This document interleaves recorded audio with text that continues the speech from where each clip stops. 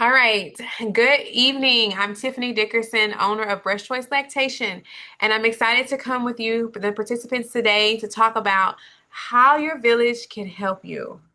And I would love to hear from our attendees today where you are right now in your journey. Are you still expecting? Are you postpartum? Where are you at in your journey right now? Because the village can show up in different ways during both pregnancy and postpartum. And if you are still expecting, I see that there for you, Daisy. You really want to Yeah. start to look like, start to think about what that village is going to look like for you. Okay.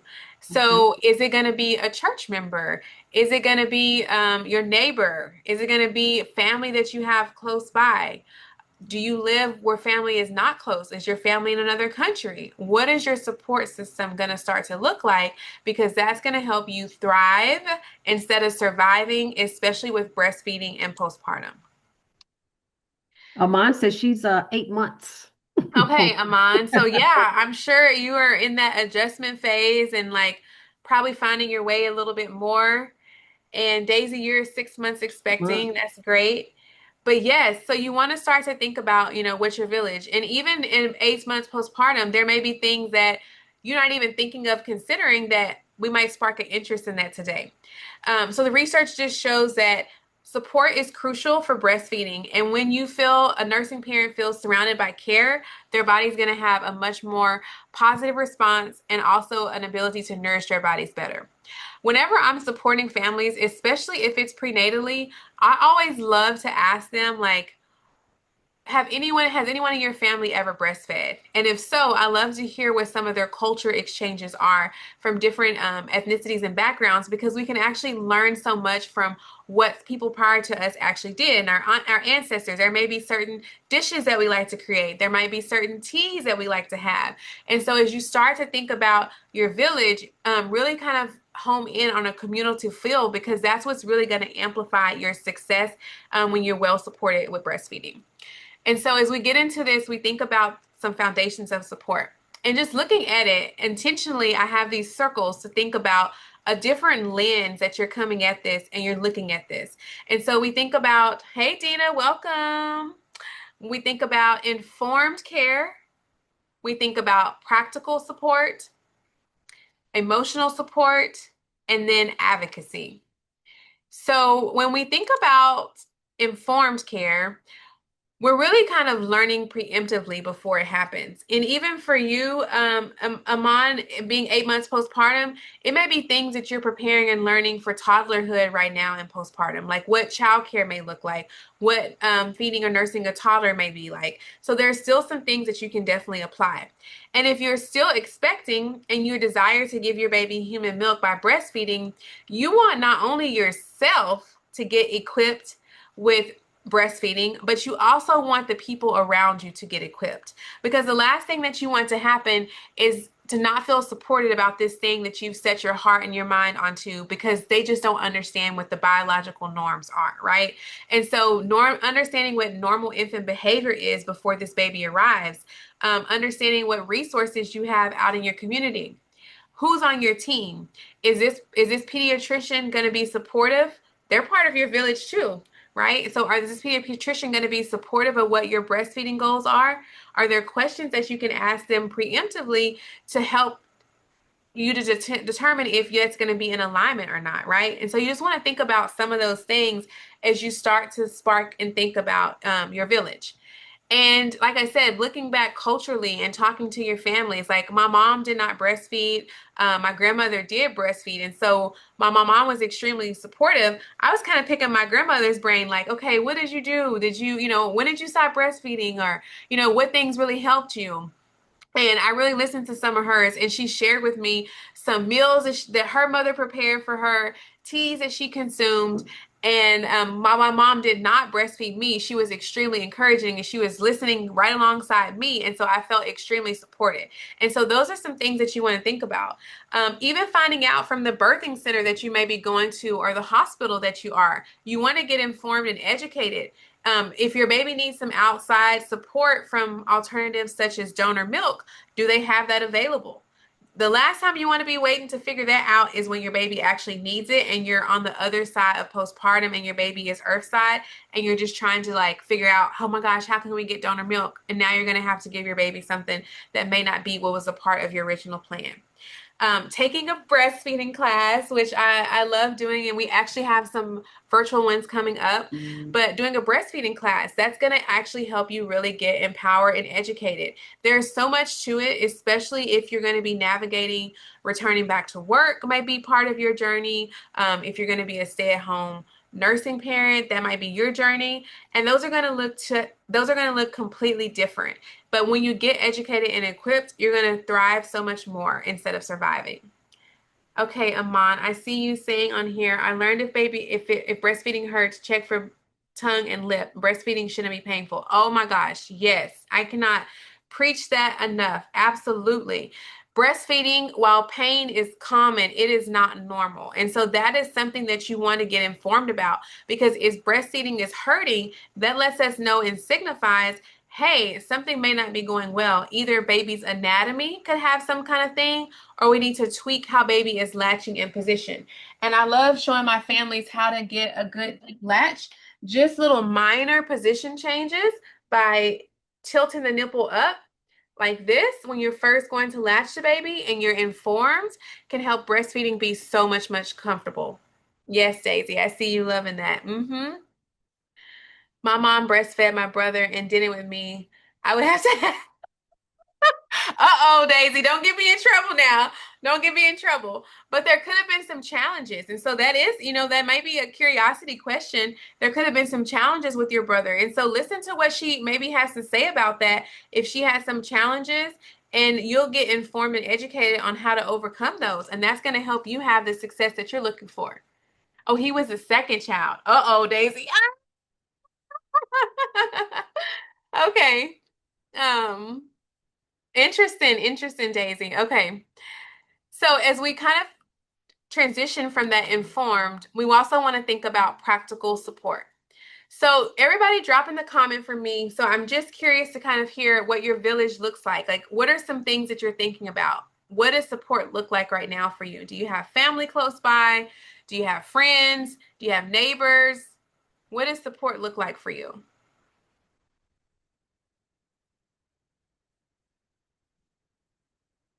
Family close by. Awesome, Daisy.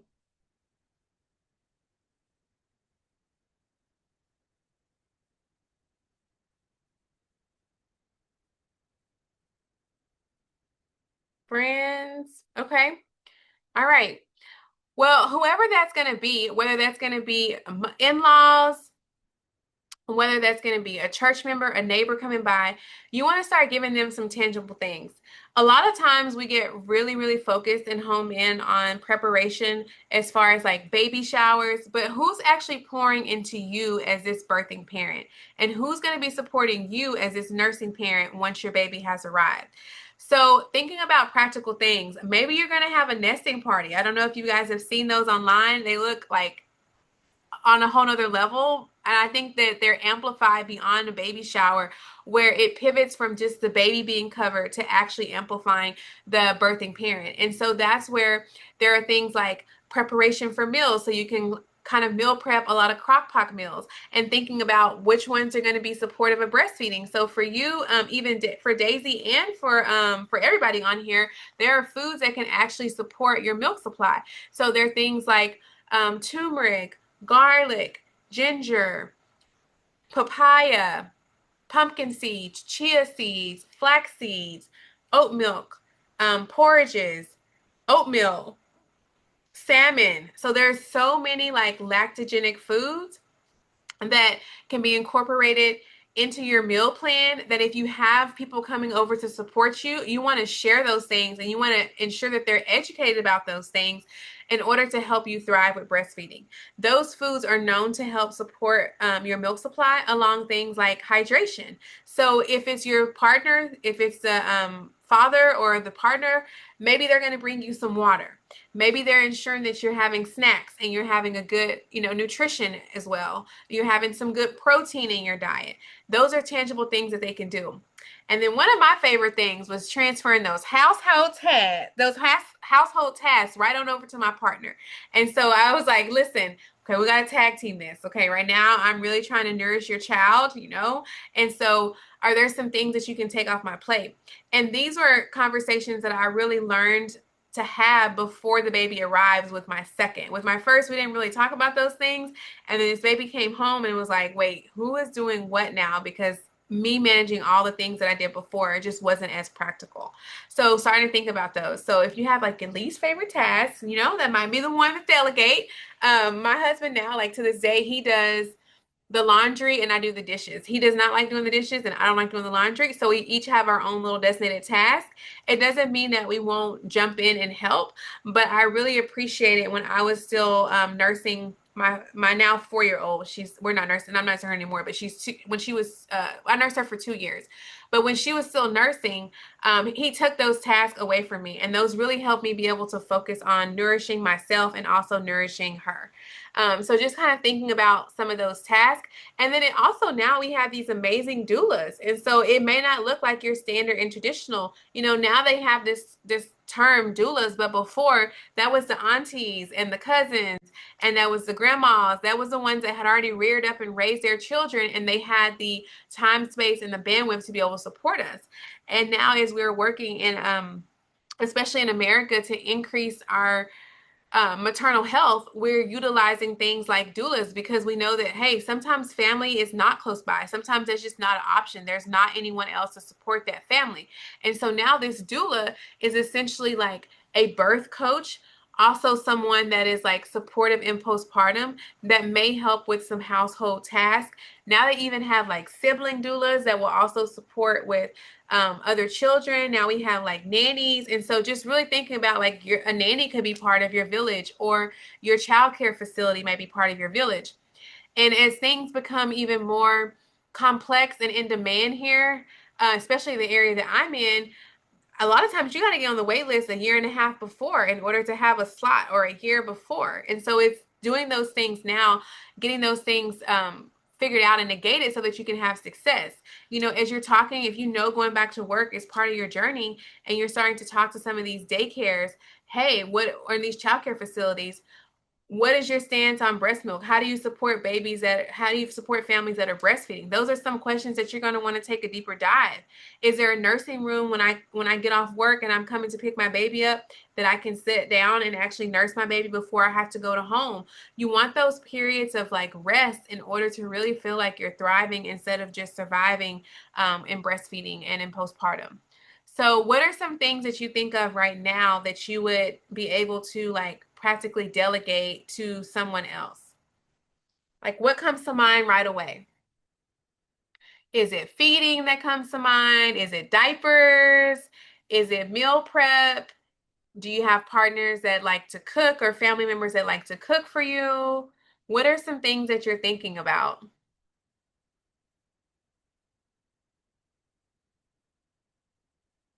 All quiet today. Come on now, don't be shy. But Drop if something in you the chat. Yeah. Yeah, if you don't know, I mean, that's why we're here. We're here to Mhm. kind of think through some of these things. Who's checking on you? Is it having, doing a check-in with your mental health therapist to see like where your mood is? That's part of your village. That's a very important part of your village. Okay. Okay. Yes, come on, laundry and cooking. Right. Yes, you want to ensure that you're well nourished. Are you still expecting? Is it Denia? Or are you in postpartum?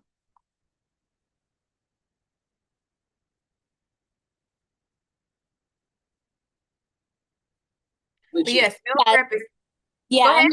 I'm pregnant. I'm Okay. very I'm only 5 weeks, so this is Oh, pretty new to me.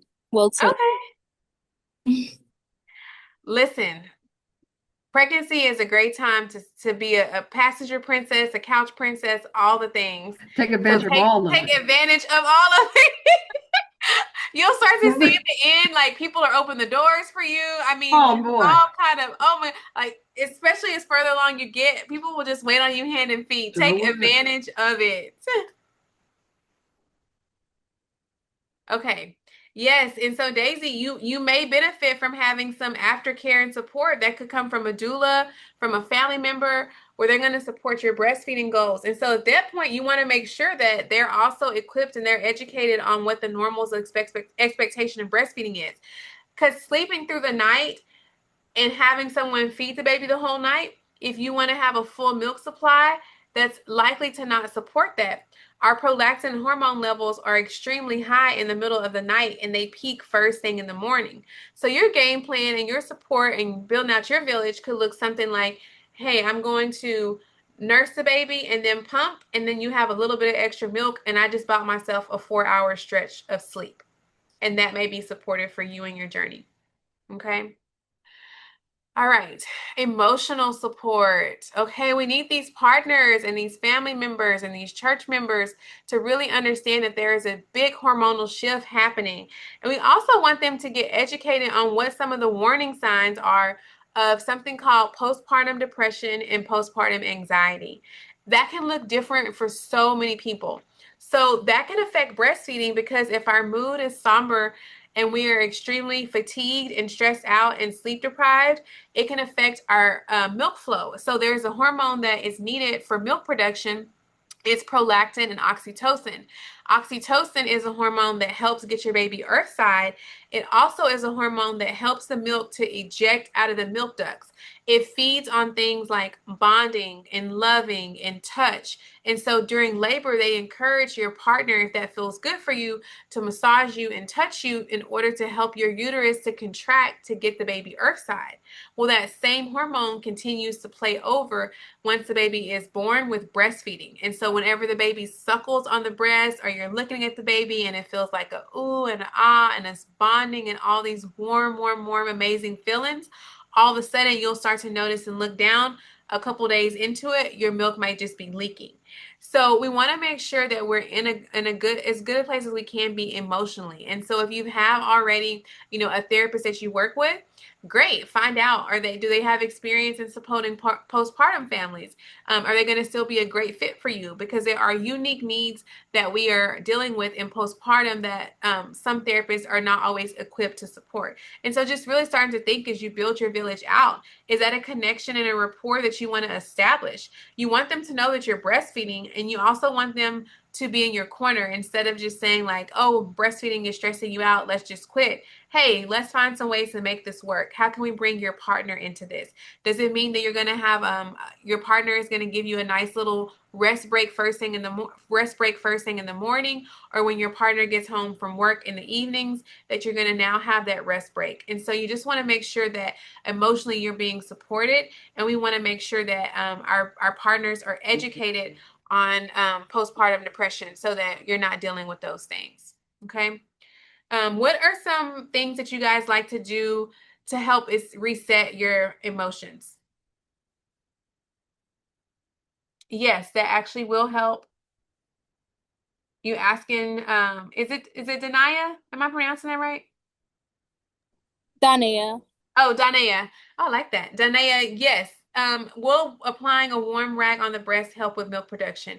Yes, it can. It's very helpful, especially in those first early days, because what the warmth does is it helps relax the milk to come out.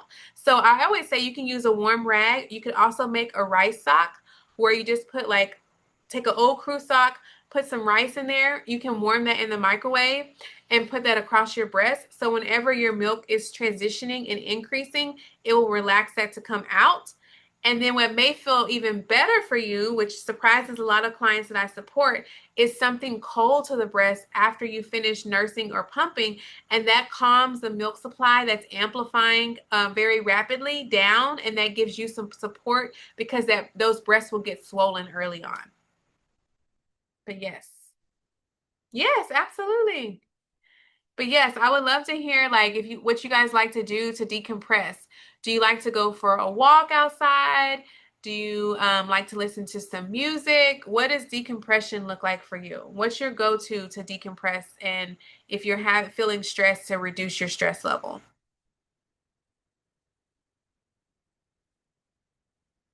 Reading, walking, meditating, dancing. Oh, those are good ones. Those are good ones. Dancing is really good. Music and dancing. Look at, okay, a couple of things. Oh, a bubble bath. Yes, with some champagne. Absolutely. So, even doing a herbal bath after postpartum can be very, very, very healing and also physically, emotionally soothing and supportive. There are some herbs that are in that postpartum that can actually support with milk production and if your breasts are swollen. Um, Epsom salt is usually in there. Calendula is like a nice little anti-inflammatory, and then lavender is also in a lot of those herbal baths, and if you know anything about lavender, it's extremely calming. So is it supportive to have something like a diffuser in the space? Do you want to have like a roller balm that has some lavenders with an oil carrier where you can just smell if you need a little reset? So thinking about some of those things, but taking a walk, bubble bath, all the things, all the relaxation things. I get asked a lot as a lactation consultant about alcohol and breastfeeding and if it's safe or not. And the evidence says to wait, so ideally you would nurse your baby if you're going to have your drink. I didn't say drinks, drink of choice, to have that drink. And then by the time you go to nurse your baby again, a lot of that will have excreted out of your system. So if you are feeling tipsy when you go to nurse your baby again, then you have to look at the risk of like not being safe handling your baby. Then that milk is probably not going to be safe for your baby. Okay. You could always save it for a breast milk soap bath. You can use it for eye ointment, diaper rashes. Breast milk has so many antibodies that it's very healing and soothing in other capacities, even if you're not providing that to your baby by mouth. Y'all having some good questions. I like the chat. I like the chat. And then it's just like being heard, right? Like sometimes we just need to be heard and felt. Sometimes we just need to be validated. We just need to get that emotion out. Like our feelings are exactly what we say they are. They're not something that we have to compartmentalize and act like they don't exist because all that does is create resistance in our body, and resistance does not support oxytocin flow.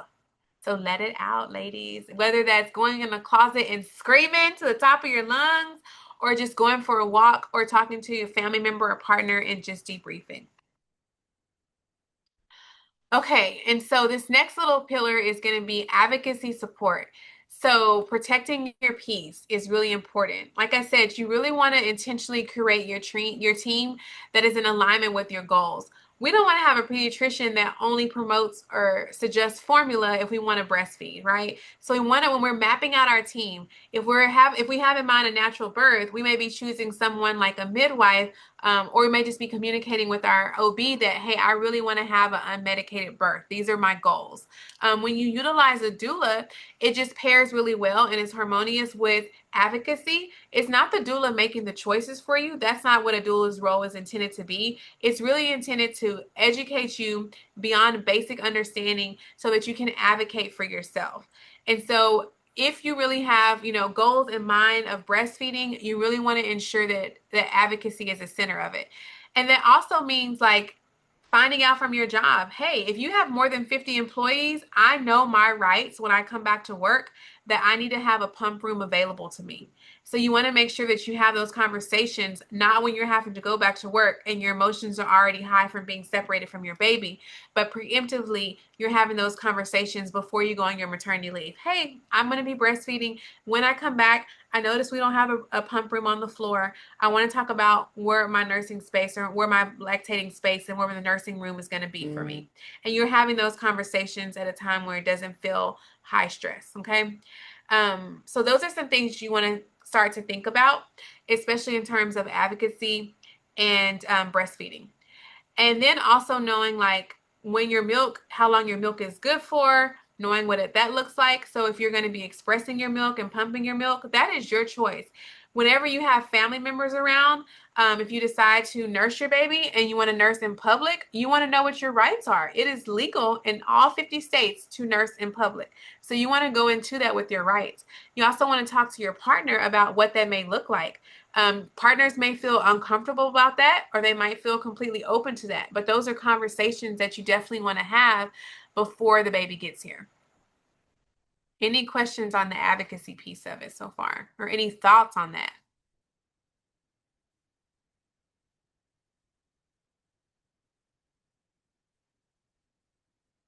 Any questions?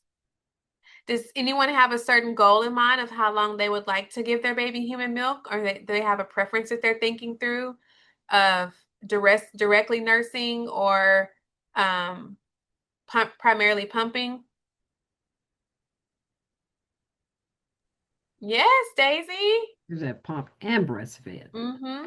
Okay. Yeah, and combination feeding can definitely exist. And that's where a lot of partners tend to feel a little bit more involved when they feel like they can help feed. Just remind them that there are so many other things they can do. I've supported partners with an infant massage class on being able to learn calming effects because oftentimes they feel like the nursing and the breastfeeding is like very soothing for the infant and they lack that confidence that they can soothe their baby. So it's teaching them ways that they can be supportive. All right. 2 years. Oh, wow. Okay, Priscilla. Yes, you can do it. Come on, 2 years, Priscilla. You can do it. You can do it. We love to see it. So combination feeding with giving your pumped milk and also having the baby at the breast is definitely, definitely, definitely possible, especially for so many of us that are re-entering the workforce. So as we close out today, I just want to kind of remind you to think about, what your village support looks like. These are some things that we are like, yes, definitely do this. So not offering breast milk alternatives without being asked. We want your partners and your village and your church members, prayers, affirmations over you and your journey and your healing, right? There is a big component that people just don't talk about. When this baby is born, there is a wound in your belly for a minimum of 6 months. And so, prayers and affirmations over your healing and those hormonal changes that are occurring can really amplify your journey, right? We have all these different people speaking these things out over the universe, out in the world, speaking to whatever your religious belief is. It's going to be heard and resonated a lot longer. If you have someone sitting next to you with positive comments and affirmations to you, that's going to uplift you in ways when you're feeling really low. Okay. And then understanding the normal biological needs of breastfed babies. So that means that this breastfed baby, very early on, is going to want to nurse on average 8 to 16 times a day. And that is extremely normal. But if you go into it with no expectation and you're like, I just want to sleep, I just want to get my sleep back. I was miserable at the end of my pregnancy. I couldn't hardly sleep. It's going to be very humbling, right? And it's going to be very humbling for these partners that just think, oh, you're going to feed, there's nothing I can do. No, you can get up and you can help me with this water, or you can put this milk, you can put this breast milk away if I've just finished pumping. There's so many different roles and ways that they can step in. Change the diaper, get the baby ready, hand them to me. Once I finish nursing the baby, if the baby is still up, go ahead and soothe them and help get the baby back to sleep so that I can get a little bit of rest and restoration. And then, like I said, validating and affirming. Also being aware, like awareness is really huge that there is a lot of sleep deprivation early on, those first couple of months. So for your milk to get off to the best and most effective start, for the first 40 days, we want to have at least those 8 to 16 milk removals a day. So either nursing or pumping. If it falls below that, your milk supply is likely to deplenish, and you may not be able to sustain your supply. So the body is very dependent on frequent removal early on. Just being respectful and also, like I said, being culturally aware, especially if there are different, if it's a multicultural and multi-generational family, like what the grandparents did, what different cultures and ethnicities do may vary. And so just having those conversations and really just learning from each other. And when we do that, we're much more likely to have success.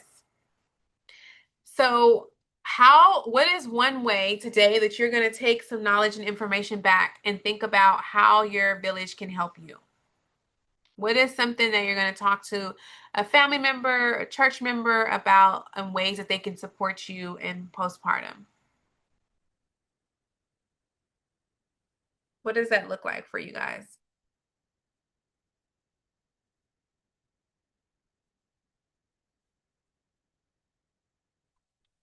Any thoughts? Anybody? Anybody? Daisy not responding?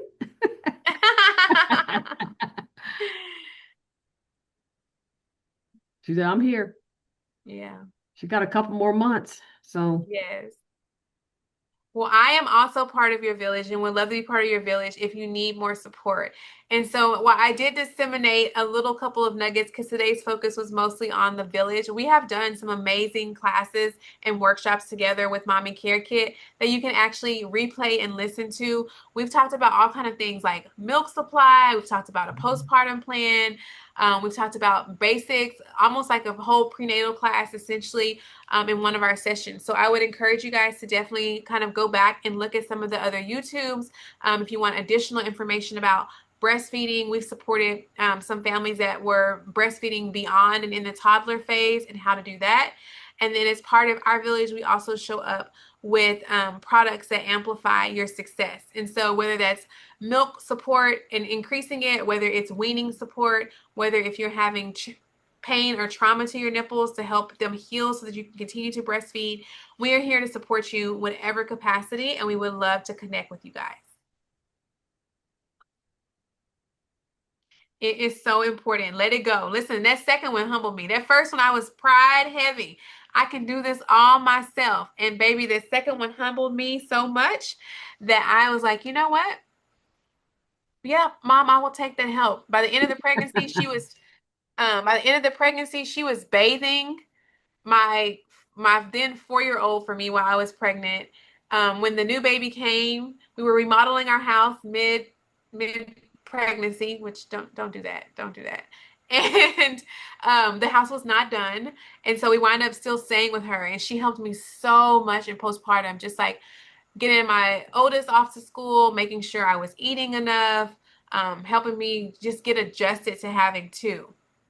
So definitely take the support and help, whether that's community resources, whether it's free breastfeeding classes, whatever that support looks like, definitely accept that help. Dina, I'm the she, same way, but I'll be having three she, under three. Okay, you're gonna wow. be busy. Yep. Yes, accept that help. And For real. we want our partners to read our minds, but the truth is they simply don't. And when we can communicate to them what our needs are, we're more Hmm. likely to get them to do exactly what we need.